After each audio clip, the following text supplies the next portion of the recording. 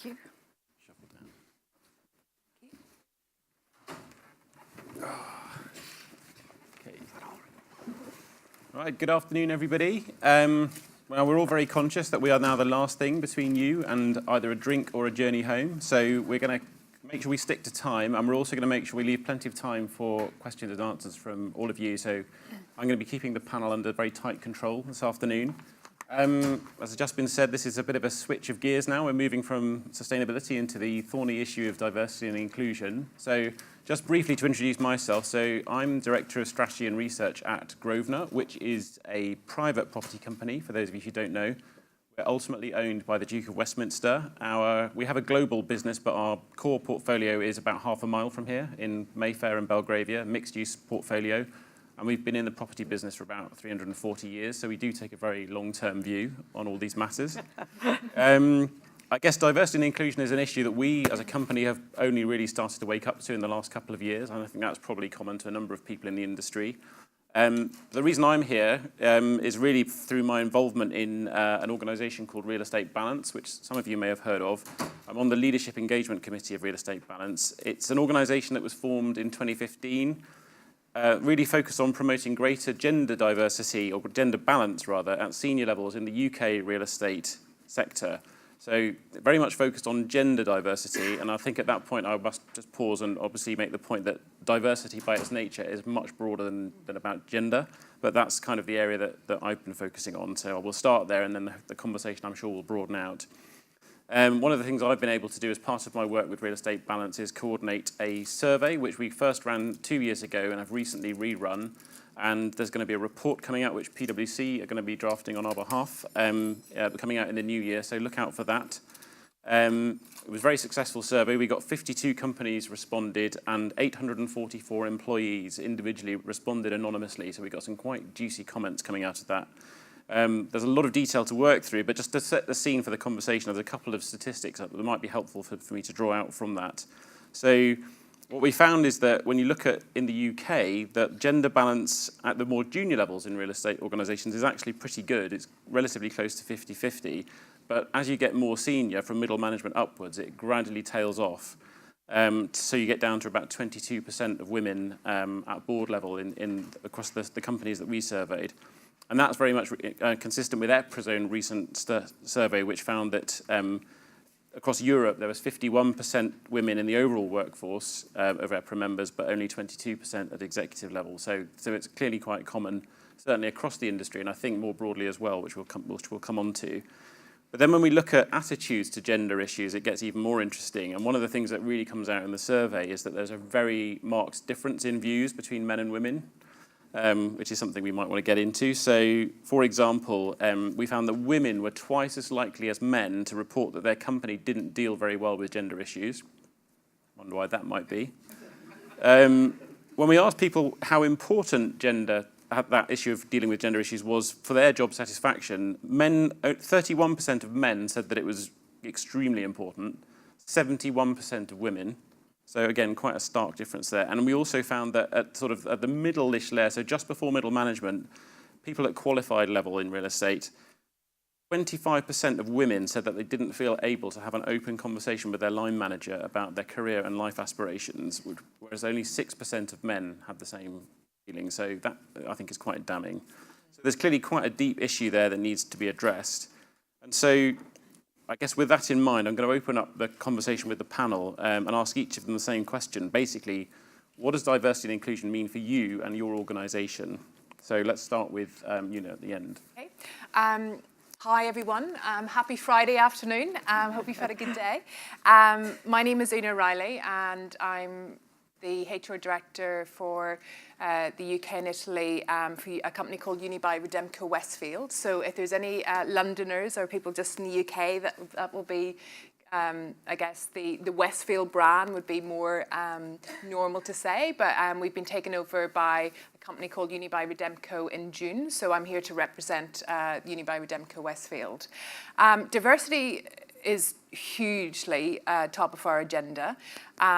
In the old world of Westfield, for those who knew Westfield, is very much a white middle-aged Australian business. And if you had those 3 ticks, that you were quite senior up in the organisation. Very quickly, the business realised that our employees did not represent our customer focus. And Unibail-Rodamco-Westfield, in addition to be just in a shopping centre, it also has a significant construction business behind the shopping centre. So shopping centre, construction business, this means it is top of our priority. 5 years ago, when I joined, I remember having to fill out a diversity policy because we were listed in Australia. And the leader at the time said, oh yeah, just get the one from last year and just update it and just send it off. It's just, you don't need to worry about it. And I thought, okay, we really need to worry about this. So I'm not here to say we've done all these amazing things. I'm here to share with you a journey from 5 years ago where when I was surveyed by Working Families, the leader of Working Families at the time, very nicely, we laugh about it now because I sit on their panel, but she basically had so many lovely ways of saying, this is really bad. So it's top of our agenda because we came from a place of having very, very poor diversity and inclusion targets. And I'm absolutely delighted to say the company who took us over, Unibail-Rodamco, there is no push at all in the leadership. They are pushing me to do even more. So it's top of the business agenda, and I'm happy to share how we got there. Great. So, Lucy, same question to you. Same question to me. Thank you. Hello, everyone. My name is Lucy Phillips. I'm a managing director with FTI Consulting. I am a leader in our people and change practice based here in London. Don't let my accent fool you. I'm from Southeast. And I'm interested in this for a variety of reasons. Obviously, professionally leading people in change for London, we've been helping a whole variety of organizations over the past few years work through cultural transformations due to business urgencies. Sometimes that's around transactions like M&A, and sometimes that's around culture in terms of wanting to change the way they operate to either be more compliant or address certain demands in the external marketplace. And over the past few years, there's been quite a lot of interest in our being consulted to help organizations address gender and diversity issues. So professionally, incredibly fascinating in terms of the psychology and the issues that companies and leaders have to face. Personally, I'm interested because I'm a professional woman in consulting, which is is very much a man's environment. I'm the primary breadwinner in my family, and I have a 10-year-old daughter who wants to be a scientist. And I want to be part of that solution. And it's just, I've really found it interesting personally, emotionally, intellectually to see a dovetailing of things that are important to me in my pursuits and also be something that I can help organizations grapple with and ideally do what we all want to do, which is make a mark in a way that creates a more effective and balanced workforce for the generations that are coming up. So. Great, thank you. And Sandra? So I'm Sandra Dowling, and I lead the real estate practice at PwC. I'm originally from Canada, so that's an accent, but I've been here for 20 years, so it's kind of all, and I lived in the States for a while, so apologies, it's all mixed up. So PwC, so just broader than, I guess, the real estate practice within PwC, we have 22,000 employees in the UK. I think we are the biggest graduate hire with 1,500 graduates a year. And basically, we are in a war for talent. To stay relevant in today's workforce and what people want to do, you've got to 9 to 5 over, working flexibly, yes, working in completely different ways to the way people have worked before, absolutely. So then filter that down into the real estate industry. We are at a critical stage in my view. I've been in this industry for about 10 years now. And I can remember going into, it was a BPF finance committee, I joined that and off I went, and it was me and 34 men, and it stayed that way for years. And it's just sort of, it's business critical now. And this industry, let's have an honest conversation today about it, is at the poor end of this in a lot of ways. And it's not just the construction end, it's the investor end, it's you know, some of the big names in the industry. And I think about your 10-year-old daughter, would she be looking at real estate and going, yeah, I want to join that? Or is she going to join some cool fintech thing where it's a nice place to work and they're all, you know, working in a trendy way? So if we want this industry to continue to be a success, I think collectively we're going to make a real step change. Great. And I must say, it's nice to be on a minority in a panel, actually. I was at How do you feel? I feel it's great. Well, I'm used to I've got a wife and 3 daughters, so this is just like home from home. And you're not going to get a word in edgewise. Well, I never do. No, I mean, I was at a prop tech conference a week or 2 ago, and there was a panel session on introducing innovation into the organisation, and the entire panel were white men, and 2 of them were called Alex. So it was the polar opposite of this. So it's great to have a bit of diversity. So just in terms of some follow-up questions, I guess, Una, you talked a bit about this already, but I mean, how important is it that diversity and inclusion is really sort of championed from the top of the organisation? Yeah, it's everything. You know, when the key thing that made diversity top of everyone's agenda is for it, yes, to be led by HR, but not to be another HR topic. So I have a wonderful leader, a guy called Peter Miller, who partnered with me, who we sat down, we looked at what we needed to do, and you know, there was so much we needed to do. You know, it was every year we thought, God, haven't we done a lot? And then it's like, oh, we still got this way to go. But Peter and the whole leadership team very much championed it. And again, there was, you know, in the UK, there was 20% female, myself and the marketing director, so like traditional female roles. And we were sitting with, you know, seasoned real estate, seasoned builders, seasoned heads of construction, you know, who worked 30, 40 years only with males. So it took a little while to really get their buy-in, but once we kind of showed the reason why, the importance, it was relatively straightforward. And they championed it and they lead it. You know, we had, you know, we've just done so many initiatives. So we tied in, you know, the Modern Slavery Act, but our STEM, all our STEM work is led by our head of design and construction, who is your traditional builder. He's 66, but he is the most flexible in terms of his approach to flexi working and all the diversity. He's my champion lead on the whole of diversity. So he's led the STEM work. He's been instrumental in leading the national equality standards that we partnered with EY. He leads the real estate, so it's very much from the top down, but it's in every single person's objectives that we have to, you know, have an open, inclusive mindset. So, you know, they were instrumental in helping me change every single policy. So I think, you know, it's easy to change policies, and it's easy to have great policies in place, but then the proof's very much in the data. So last year we had, 4 years ago, flexi working application, you know, about 20% actually applied who could. Last year, 100% applied. We had 100% sign off. And, you know, this would not have happened if it had been led from the top. So it's really, really key. I also think it's really key not to mark your own homework. And I think it's really key to actually to go out to recognised organisations and really to work with them and to lead and champion best practice. Great. And Lucy, I guess you probably see more what's going on in other sectors than the rest of us. So what do you think we could learn from companies in other sectors in this area? Well, I do work cross-sector, and I think, unfortunately, I'm not going to have the solution you've all been waiting for all day. You know, I don't think any sector has it cracked. I think that what sectors have are unique dynamics unto them, whether it's finance or law or tech or consulting, that play a part in this dynamic. So I think that's where you see the differences. What I can say is that there are a lot of interesting practices that we've seen organizations take in order to begin to move the needle. And I think the important thing to recognize, and I know Una would agree, is that this is a long journey.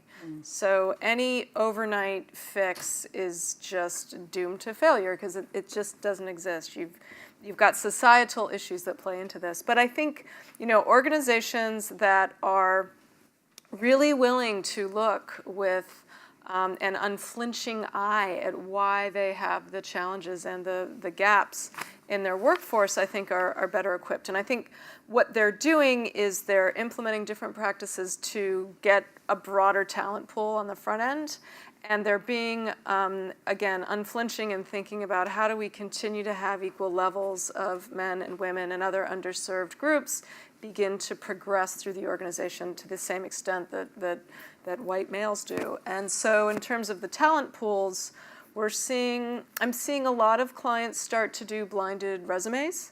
We're hearing mixed reviews of that. In terms of whether that is resulting in what they'd like to see. And I think actions like that, absolutely send a really big signal to the organization. But I always think the companies have to think about, okay, I'm sending a signal, I'm taking an action, but of course what's more important are the actions that come after that. So it's one thing to have blinded resumes, but then if the interview panel isn't aligned in what they're asking for and what they're looking for, and you also have to make sure that your interview panel has been trained to conduct an interview with someone who comes from a different background than they do, because we all naturally have, conscious or unconsciously, we all click with people that are like us. So if a candidate that is completely qualified just doesn't have that same, cultural, or socioeconomic clicking with you, you've got to have another framework to enter into a conversation where you can identify if they've got the goods to deliver. And so I think organizations have to really think through the complexity of these different interventions and what they mean. In terms of progression, I think companies are getting better. I think when you operationalize, that's a terrible American word, I'm sorry. I worked at GE for many years, so I say things like that. But I think if you can operationalize your policies so that they're not sort of a side dish to how you operate, but they're embedded, then that's helpful. So when organizations are building their succession planning, organizations that designate someone to be in the room to think, okay, you've got a slate of 6 people to backfill this leader, you have someone in the room whose pure focus is just thinking, who are the candidates that we're not thinking of from another part of the organization or maybe even another company that should be on that slate, and embedding someone whose role it is to challenge. I'm a big believer in having the baton for diversity and gender not always be carried by the person who is got a specific diversity or a woman. I think there's sometimes something quite powerful in having different leaders say, you know what, this year I'm the champion of the BAME network, even if I'm not of that ethnic group, because it sends a signal that this isn't just an issue for someone who's in that minority group or isn't just a woman issue, it's a leadership issue. So I think that can be quite important, particularly if you nominate leaders to champion certain initiatives who you wouldn't normally expect. Mm-hmm. Because if it's particularly known to be a results-driven leader, it sends a really important signal. So those are, I've got a whole variety of other things that I get quite excited about, but those are some of those examples. I guess most importantly, I think it's about beginning to redefine in your organization what constitutes being a good leader, because it all comes from the top. And I think when leaders see it as their personal responsibility to foster diverse, functioning, inclusive teams, and that is not just an adjunct to financial delivery, but a component of financial delivery, I think it gets taken more seriously. Okay, and I think that leads on to the question I was going to ask Sandra. So I mentioned earlier about this tail off you get. So you get quite close to balance in the junior parts of the organisation, and then it's on the gender side, and then it starts to tail off. So in terms of counteracting that, how important is it to have, what's the role of sponsorship and advocacy to find the right women who have got the potential to progress and make sure that they are in there? Yeah, it's interesting. We talk a lot about sponsorship, mentorship, advocacy, and I think sponsorship, in my sort of view of it, is that you've got the person's back. And so that means a number of things. One is they are the person that is increasing your profile in those senior meetings, when those opportunities come up to allocate that really amazing project. When there are some challenges, and every single person has challenges, particularly when you get to more senior promotion levels, there's someone you'll have hacked off along the way somewhere. And it's managing those kinds of things and helping you through navigating that political landscape. That is a sponsor. And both men and women can be sponsors. There's no particular gender skill set to it. Some people are better than others. And I think what we're looking at PwC is who are those really, really good sponsors, and are they aligned to our top talent from a diversity and inclusion perspective, just to ensure that right from the start, those types of people, we're calling them progression coaches, and it isn't just gender, it's BAME, it's lots of different elements to it, are connected to those people. Now, what's quite difficult is you can't force some of these relationships. And what we've done wrong in the past is just gone, right, we're just going to get mentors and line up everybody with, someone along the way. And those kind of forced programs don't work. It's got to be a bit more natural than that. But having said that, as you said, it comes back to the leadership point. Those types of sponsors that really make a difference tend to be some of the more top leaders in the organization. And so to me, that's absolutely a critical part, not the only part of a program. It's interesting, you mentioned, you sort of have the policies. I think sometimes the feedback that I get is much more the smaller things and the things that you don't even realize you're doing to exclude someone. And it could be just as simple as, that golf game or the beer down at the pub, or there's just certain things that when you're not included in it, you feel really excluded. Yeah. And it's a really hard one because, as you said, you kind of gravitate towards people that you like to go and do those types of things. But and that's everybody in the room, being mindful of what that makes other people feel like, and whether it's someone who doesn't drink or whether, anything, it's hard these days to sort of, you have to go that extra mile to make sure that you're being inclusive in the broadest sense. I've been in many debates about golf. Yeah, golf is a tough one. Golf is a tough one. It's a tough one. What about shooting? Does it get that? Maybe that's just Grosvenor. Yeah. It could be. Yeah.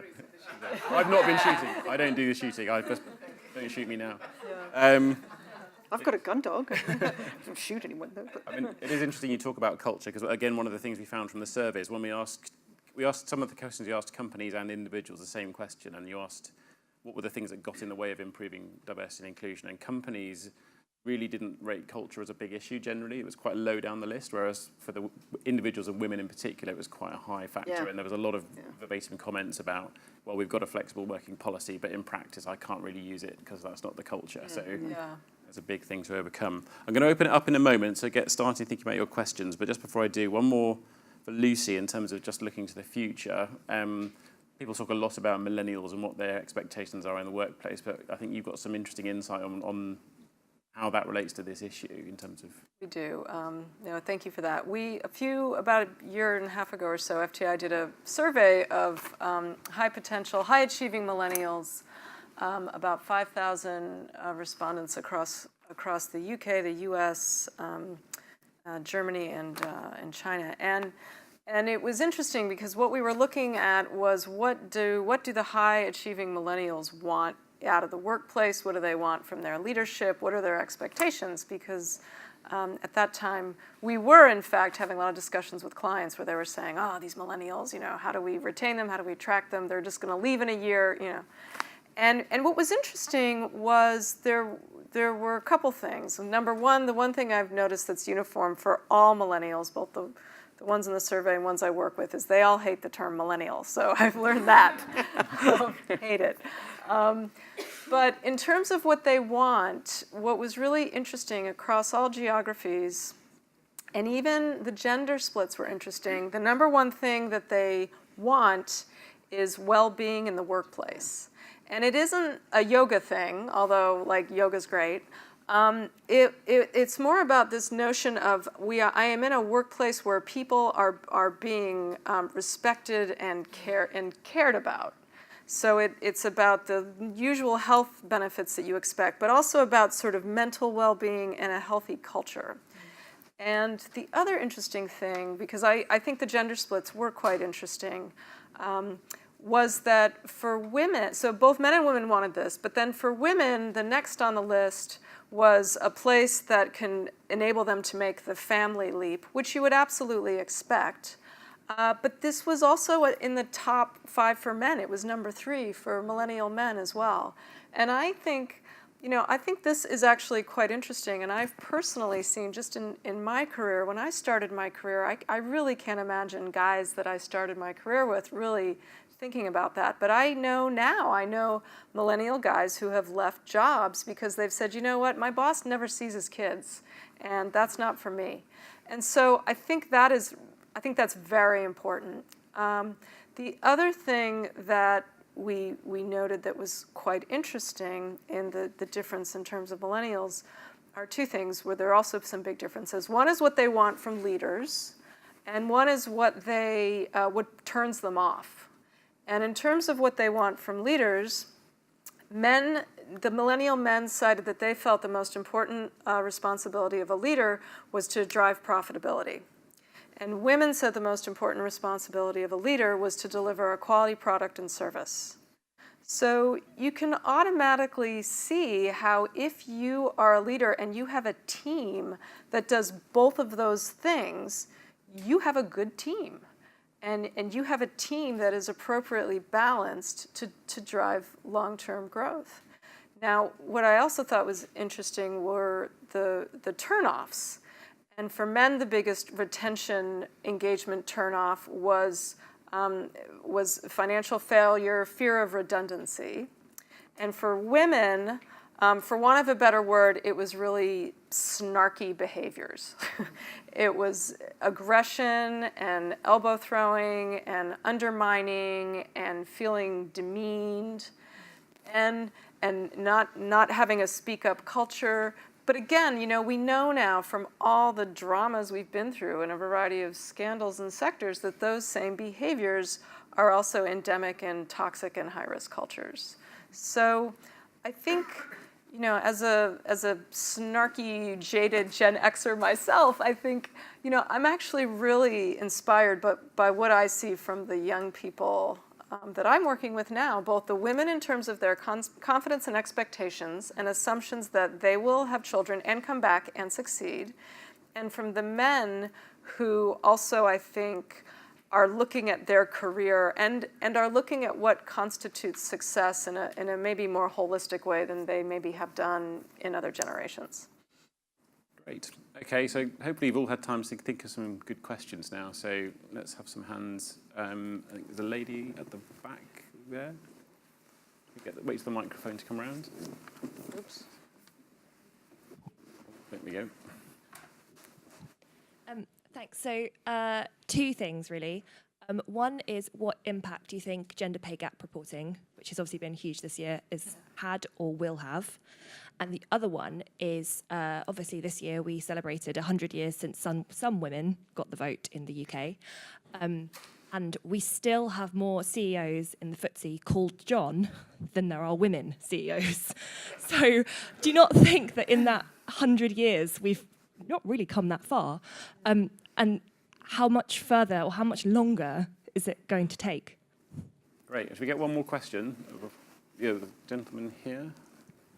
And then we can... Sort of a more general one to sort of bring the whole day, full circle. I was just wondering, this panel, this all-woman panel about diversity is at the end of a day about sustainability.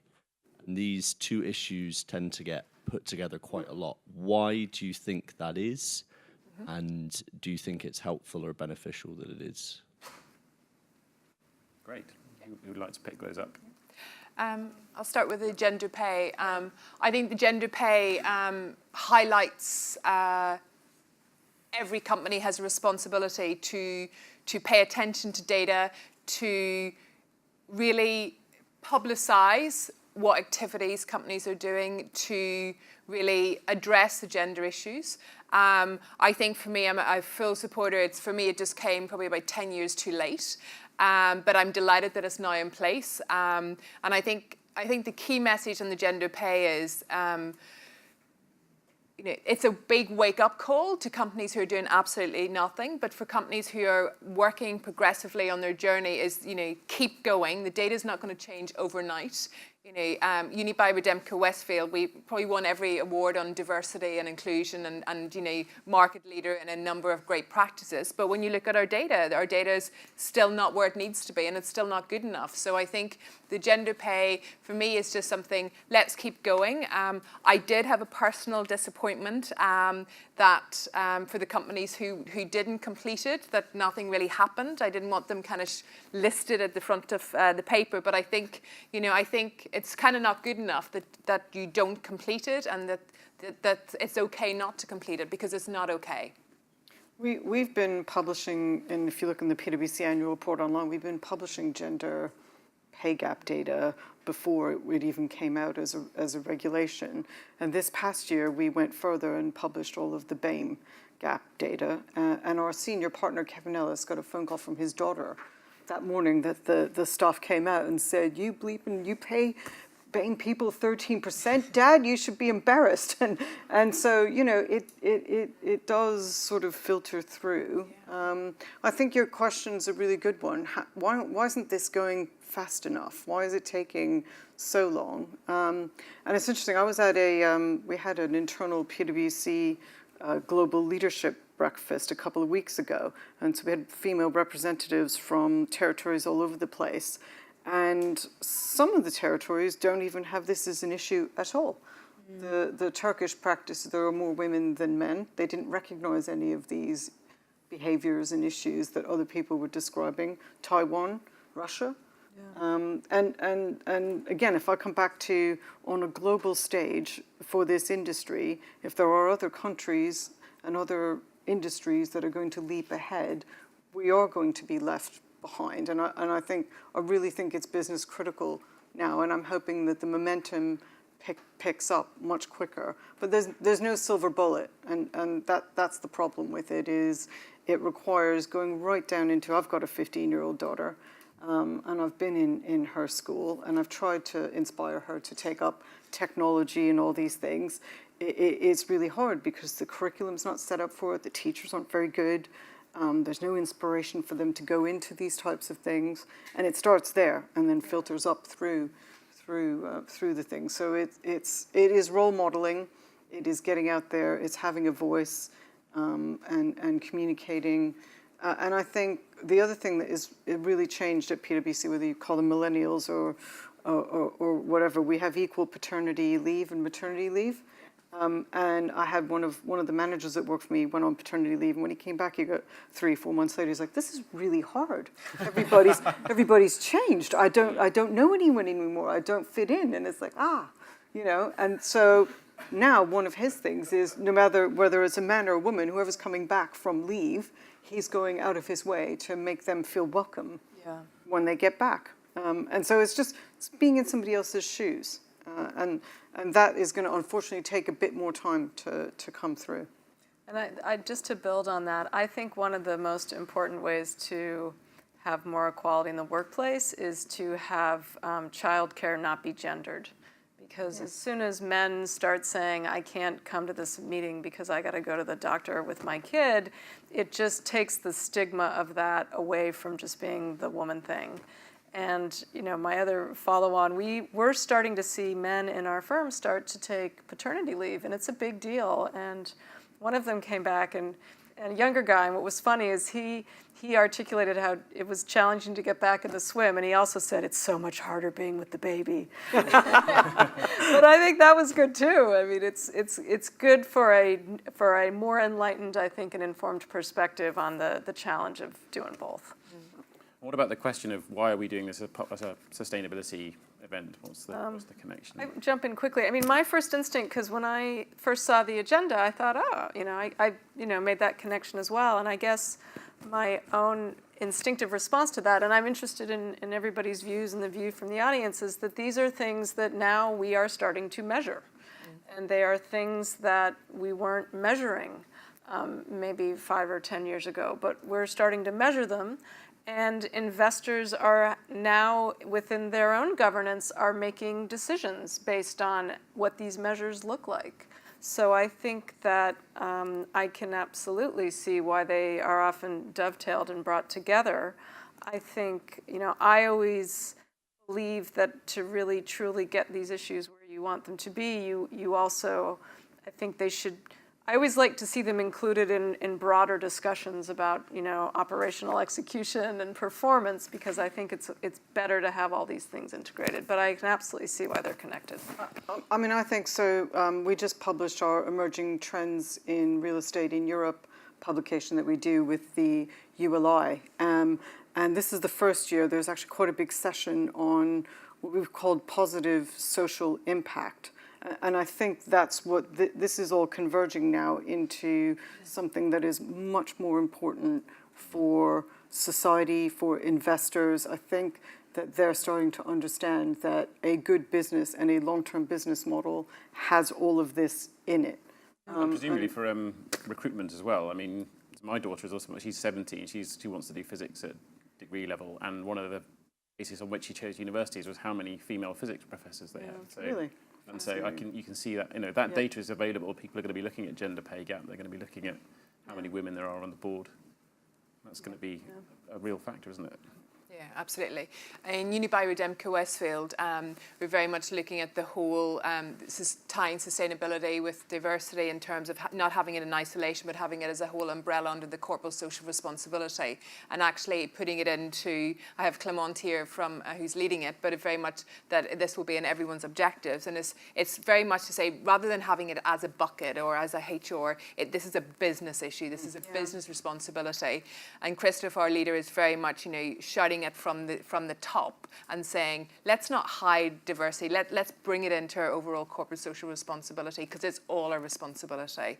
So tying them two together, I totally support. Probably putting it last thing on a Friday evening, maybe a bit less supportive, but at least it's on the agenda, so that's great. Agreed. Any more questions? Yeah? Yeah. We've got a microphone, quickly. Great, there you go. Thanks. So, of all the ESG topics, I suppose, that we end up talking to boards and exec committees about, diversity and inclusion has, without question, become top 2 in the last 12 months, probably. But still, quite often, I will get the response from a board or an exec committee that say that what you're basically telling me, John, is that next time we've got a vacancy on the board or the exec, I need to recruit a woman or another underrepresented group. But I, as a board member or an exec committee member, want to appoint the best person for that role. Absolutely. And I know what my answer to that, my response to that, beyond the wanting to slap them in the face, but I'd be interested in what the panel's response to that remark would be. Yeah. From my side, I think you should always appoint the best person for the role. I think there is a responsibility, though, to make sure that we work hard to make sure we have a representation of all kind of candidates out there, internal and external. So in Unibail-Rodamco-Westfield, we have it in our contract with our headhunters, because sometimes headhunters are quite lazy, and apologies if there's any in the room, a lot of my friends. And we say, you're not getting your fees unless we have a third of female on our long list, and they say, well, it's too difficult. And I said, we'll try a little bit harder, and then suddenly you can if you work harder. But I very much say, yes, it's always good to have a good representation, but we should always appoint the best person for the role. I know I have an interesting conversation with my marketing director every time we look at succession planning, because we very much say, okay, who's the most ready female, and it's like saying, I want to promote for the right reasons, not because of gender or diversity. And I said, absolutely, but we need to highlight this at every single opportunity. I mean, I think what I would say is there's another way of looking at it. It's not just about the best individual for the role, but what's the best team. So if you get Yes. best individual for every role, but you end up with a team that all look and think the same, that's probably not a great outcome. So you want, it's the diversity of thought and belief that is as important as the sort of gender or BAME or LGBT. No, I would absolutely agree, and I think that it's also about expanding our view of what the best person looks like, because maybe what that lens is can be expanded to then invite more participation from more unusual candidates. Can I just make a little sort of intervention, I suppose? This idea that we always appoint the best person for the role is beginning to annoy me, because we don't, or we don't know that we do. And let's face it, all of us at some point, if we're appointing anybody, would have gone, geez, that was an error. It doesn't happen. So this thing that, you know, oh, well, I can't possibly kind of look specifically at a gender bias in my business because I need to always appoint the best person for the role. The idea that we do that is complete nonsense. I think we should stop using that as Discuss. That was it. It wasn't a question. It was just get it off my chest. We're following the rules here. That's not right. Any more questions or statements or questions? Yeah. On here? Sorry, the microphone coming. There we go. So we talk about diversity and inclusion, but the conversation is generally driven towards gender diversity. Why do you think that is? Diversity comes in many shapes and forms, and I know there more research has been done on gender diversity and how that influences the productivity in a team or a workplace. But do you tackle the other forms, and what do you think the main metrics that any company, let's start with listed, maybe should report publicly? What numbers? Yeah, I mean, should I just kick off with that? I joined our BAME support group for that very reason, that I wanted to not to just be about gender, but broader issues. And the BAME population has a series of different issues. So even just dumping it all into diversity and inclusion, they've got a number of different challenges, which I now only really appreciate because I've been involved at that level and listening to what they're doing. I think the BAME is just slightly behind gender for a number of reasons. It's harder. You know, the gender's hard, BAME's harder. We weren't allowed to keep some of the data. People don't have to talk about their ethnicity. You know, male and female is pretty obvious. You can fill that spreadsheet out yourself. But the other ones were more difficult. And particularly now with GDPR and other rules, we have even less data than we would like to have on our people as a result of that. But we've gone ahead anyway and published our BAME gender pay gap with the information that we've got in order to highlight that, because it's absolutely equally as important. No doubt about it. It's just behind. It's got to catch up. Yeah, it's coming. I think that we know that ethnic diversity, gender or pay gap, ethnic diversity pay gap requirements are coming, and so I think that I think that we're going to see it, and I think the same attention and media focus and organizational focus that we've seen around gender pay gap, we're going to see on the ethnicity pay gap. And I think to the point about gender, I do think it's quite fascinating because I've seen some studies about, well, within the U.S. civil rights movement, and there's a general feeling that some of the most profound beneficiaries of civil rights in the United States in the 20th century has in fact been white women, you know, in terms of the easing of some of these challenges and barriers have benefited that group first, and obviously the goal is to see it be more reflected across a wider swath of society. There's quite a lot of talk about the relationship between corporate performance and diversity on boards and within companies. What would happen if the real estate industry upped its game and you had a bigger representation of women or more balanced representation of women? Do you think it would make a difference to the risk profile of the industry in terms of leverage or risk generally? I mean, it's a huge factor for investors. Would it be a way of de-risking the industry? I think that's a really interesting question. I mean, I know McKinsey, there's a number of people that have done studies, but none of them have focused particularly on the real estate industry. At the BPF, we talk a lot about, and I think they're doing a reputational survey. I don't know what they're going to do with it, because I think we can all work out the public's view of the real estate industry is not going to come out smelling of roses, is it? And you know, things like we keep referring to the President's Club, but that really didn't help this industry in terms of its reputation.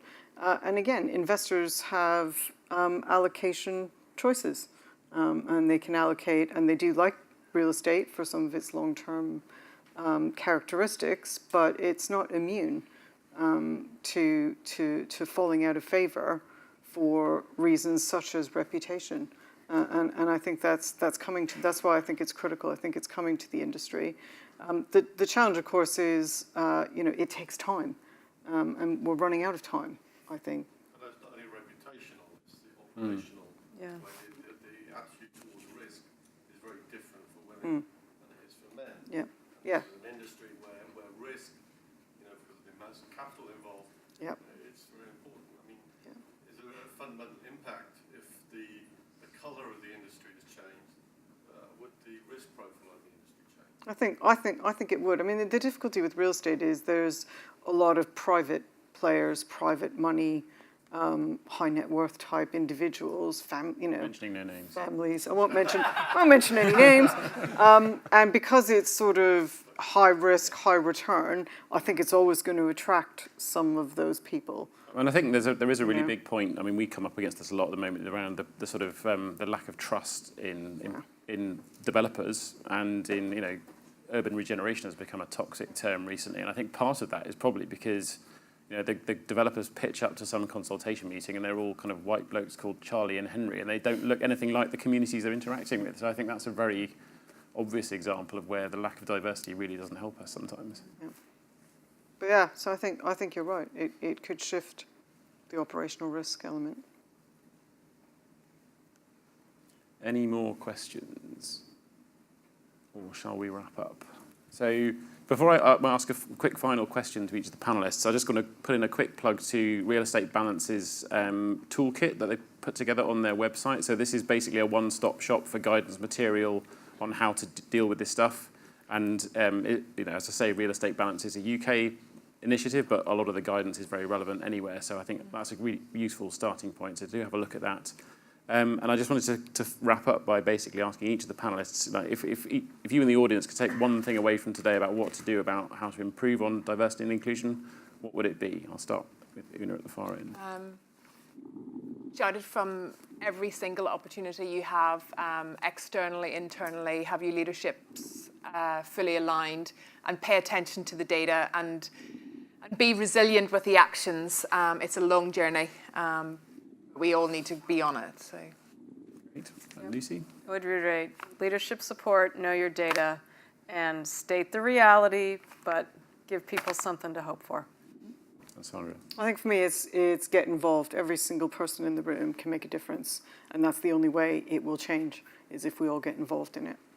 So there you are. That's why we like sustainability. Exactly the same message. Right. So let's say thank you very much to the panel. Thank you.